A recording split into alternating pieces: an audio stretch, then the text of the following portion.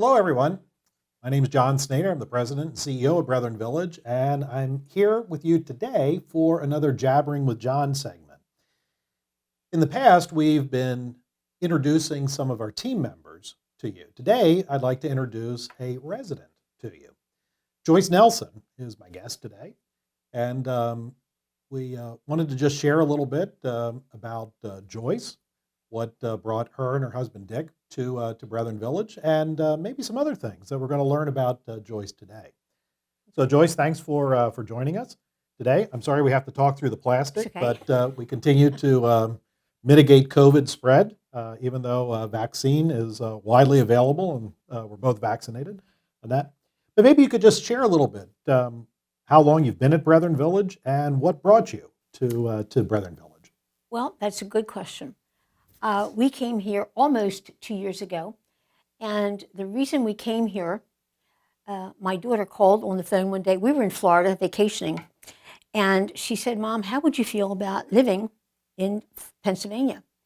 And honestly, we never thought about it. We have our friends, family in New Jersey, Mount Laurel, New Jersey. And honestly, I just started praying about it. And I think what brought us here, honestly, is our faith. I can't think of any other reason. But we've been here almost 2 years, and we absolutely love it. We absolutely love being here. We love our, can I say where we live? Northside Court. Please We do. love Northside Court. And we're in the building 200, and we love it so much. We find everybody here very friendly. We find our needs are totally met. And we're happy with the way things are run.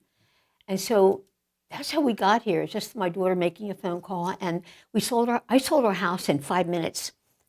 In 5 minutes, I did, and we had no trouble moving here. And so we're here, and we're settled, and we're enjoying it. Do you find that, have you ever lived in Pennsylvania?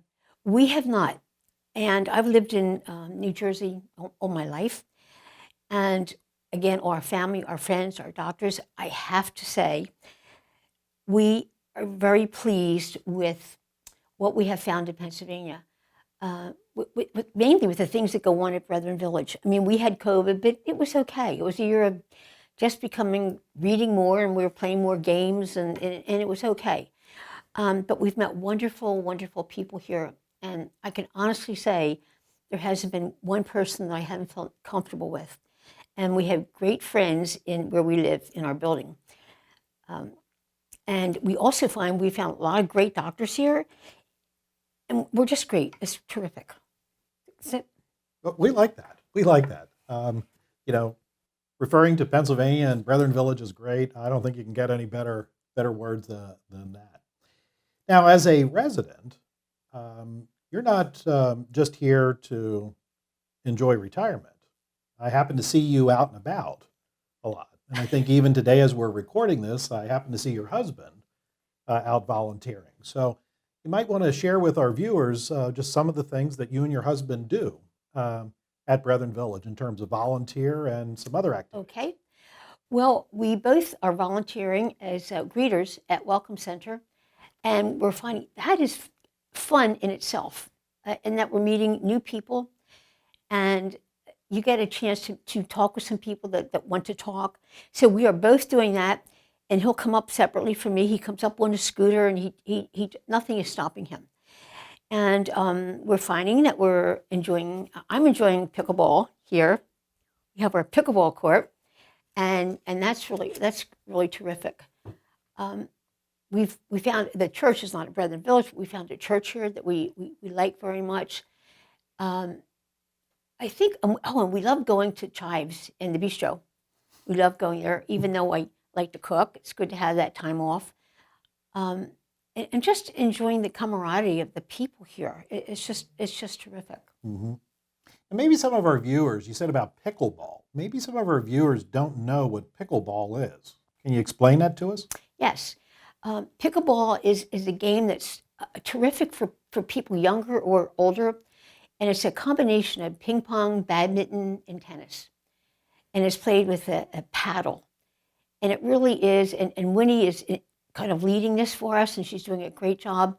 And all of us are willing to help people learn how to play pickleball. We've been meeting on Fridays, but I'm sure if there's any announcements to be made, Winnie will make those. But it is a fun game. It's a game that's great for talking with people. You can socialize, but it's mainly a feeling of great exercise without, it's not as heavy, maybe as strong as tennis, which is a wonderful game, but your body doesn't have to run as far back and forth when you play pickleball. So please join us. We would love to have you, and we'll teach you, and it's fun. Now, you seem to be a very active resident. Were you always athletic and involved in things like pickleball or tennis? I think I've always been active somewhat. I started teaching Sunday school when I was 13. I was asked to teach Sunday school. And I've always been active in church and youth group. And I had a youth group as an adult. I formed one. And I find when we lived in Mount Laurel, New Jersey, my husband and I were very busy. We chaired different committees and different functions that happened there. So I would say we're people person, and we enjoy doing things. We like to help other people. And so, yes, it's great. Yeah. And we're given that choice. You don't have to do it, but we prefer, if we have that choice and we're able to do anything, we would rather do it than be isolated. No, I think it's a pretty good, healthy attitude to have. Now, I noticed you brought something with you, and I know what that item is. But I think any of our viewers who have been looking at the screen have seen that. So maybe you can tell them this unique thing that you do. Okay. Well, or that I did. That you did. Okay. I did. I have to be. This is a medal that I got from the Chicago Marathon. Gosh, in 1999, it was a while ago. But doing marathons is something that, again, I just felt led to do, felt I should do this. And mainly doing it, I remember back when it was 55 when I became interested in my first marathon. And I just, again, felt led to do this. I read an article in the paper about a marathon, and it was I thought, well, what is a marathon? What exactly is it? And so I went and talked to a woman that was in charge of this, and I thought, what do I have to contribute? All of us think that we don't really have talents or so forth, but I thought, well, I can walk. I can't run, but I can walk. And so I tried a half marathon in Atlantic City years ago, and I thought, well, I can do this. So then I signed up for a full marathon. And when you do the marathon, you sign up, and the main purpose that why I did it, because it was themed with the Leukemia and Lymphoma Society. It was for a reason. And so what the idea is to you raise money. I had no idea how to really raise money, but you raise money, and then you say you'll do the marathon. You'll support me. You'll support this race. So my first full marathon was in Anchorage, Alaska, and that was a tremendous experience. And to do a marathon, at least for me, it took 4 months, and we had a trainer. And you went out, you started with a mile. You just started with barely anything. And you gradually work up. We did a 120-mile walk. I went walk, I don't run. And so then we went, it was called the Mayor's Midnight Run Marathon. And I have to say, and I raised money. I raised money for that. And what I did was I called people. I thought, how do I start? I raised, got letters, sent letters out. And as I got into marathons, I have to say I was really happy and thrilled that I had the opportunity to raise this money. And for many years, I had another gal. We had a lunch and fashion show at a nice country club. We would have 300 people there all the time, and people would donate these wonderful gifts and trips to England and all kind of things. But the purpose was to make money, and the purpose of this money was used for basically research and patient services. And in getting to know the patients, it was just so heartwarming and thrilling and so worthwhile that even though you put this time in to do the marathons. It just was so gratifying. I definitely got more out of this. So anyhow, we did the Anchorage Marathon, and again, being a walker, I did it. For me, I never did it for speed. I did it for completion. When I first started, I thought, I want to be really fast. And then after I did my first marathon, I realized I just want to complete it. And so I completed it at a time I was happy with. It was like a little over 6 hours, and I stopped once. And other than that, you just walk. You just walk and walk and walk. But the thrilling thing is that you meet people from all over the world that are doing these marathons. And when you're doing your marathon, especially walking, you develop your own speed, your own rhythm that is comfortable for you. And so you get to meet people. They'll be behind you, they'll come up, they'll pass you, you'll pass them. And you meet people, again, from all facets of life and all over the world. That to me was so wonderful. And I would say I've done around 21 full marathons, and I've done 5 or 6 half marathons. And a full marathon is 26.2 miles, and a half marathon is 13.1 mile. And I was fortunate enough to go to, I love the Chicago Marathon. When you have marathons like this, there's like 30 or 40,000 people in the marathon. You're just like a little speck when you're standing there. And so I was able to go to Dublin. I've been to Dublin a couple times, Cozumel, Honolulu, Nashville. So I've done many marathons, and every one was an experience in itself. And everyone had their own way of running it, but very, very nicely run. When I did a marathon, I always did it with a team. There was always a group of us going, maybe 50 people, maybe 50 of us would go, maybe 30 of us would go, but always a group. And we were team members, and a lot of us trained together, and a lot of us raised money together. Some of my fundraising things, also I published a couple cookbooks. I published a calendar, just different ways. You learn to learn of different ways to raise money. So that basically is it. But the other thing is that the night before the marathon, you would have a pasta dinner. You always had a carbohydrate dinner. And you went to bed early, and you got up at 3 o'clock in the morning. And there were many times when I would get up in the morning, and it was so cold out.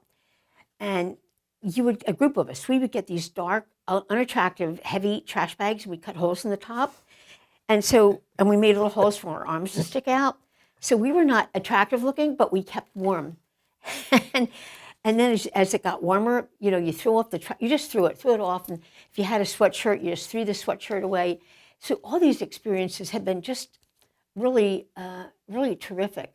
One marathon I did, it was the fastest one I did because it rained the whole time, and it was in Vancouver. And as you go to line up, you stand there for a long time. I mean, before it even starts, and you do put a little chip in your shoelace, and so your time doesn't start until you cross over the starting line. So you might have 30,000 people ahead of you. It doesn't matter, and so that when that chip goes over the starting line, that's when your time starts. When you cross the finish line, that's when the chip stops. So you still have your own individual time. But the Vancouver, it rained from the time all of us went up, just waited for an hour or so before it starts. And the whole marathon, it was total wet, total rain. So I did that rather quickly. I did that a little under 6 hours. That was my best time. I wanted it to be over with. And so again, telling you about these marathons and everything, it's wonderful. But I mean, the main thing to me was having the opportunity to meet with patients. I mean, and when you did a marathon, when you got to maybe the 18th or 19th mile, at least for me, and I read about this, you sometimes hit a wall, and you think you just your body doesn't want to go any further, and then you start thinking about the patients and their families and what they go through, and that totally spurs you on. And it's very rewarding, again, to meet the families and I basically worked with children and got to know families with 3 children. So it was just a wonderful, wonderful experience. And another thing that I did that added on to it was the Leukemia Lymphoma Society. I trained to do a 100-mile bike ride, and that was so much fun. I really, really enjoyed that. I found it easier than a marathon to do that. And so again, that was still fundraising. You had to fundraise it the same way. And so that basically is about the marathons and the wonderful people you meet. And I'm very happy. I'm very proud of the money that I raised and was able to contribute. So can I say how much I raised? Sure. So I raised over $200,000. Now, maybe to a lot of people, it's not a lot of money. To me, it was a lot of money. And again, it was just all through people contributing and being aware of the cause of the cancers. Mm-hmm. So that basically is it about the marathons, unless you have any questions about them. Well, I think your fellow residents probably have a lot of questions about that, so we'll defer to them to ask those questions when they see you out and about. I think it's remarkable that you put in 20 marathons, 21 marathons, around 13 or around 10 5 or 6 half marathons. half marathons. May I add one more thing? Please. I was 55 when I started, and the last marathon I did was a half marathon, and that was in Arizona. And I was 72, and that was my last marathon. So I've always been happy with that hopefully helped with research a little bit. I think there is a lot of people that would be happy and very proud of what you've done. I think that's a nice encouragement for all of us to realize that it's never too late. You don't necessarily need to run the marathon, but being able to walk those marathons. And I think most importantly, like it comes through from what you're sharing, is the ability to walk it with people and to share that journey, have some laughs. I don't think I'll ever look at a garbage bag without thinking of Joyce peeling one off as she's in cold weather. But just the whole combination of being able to do a good thing, something that's good for you with other good people, that just sounds like a really winning combination. And I think we can all take some inspiration from that.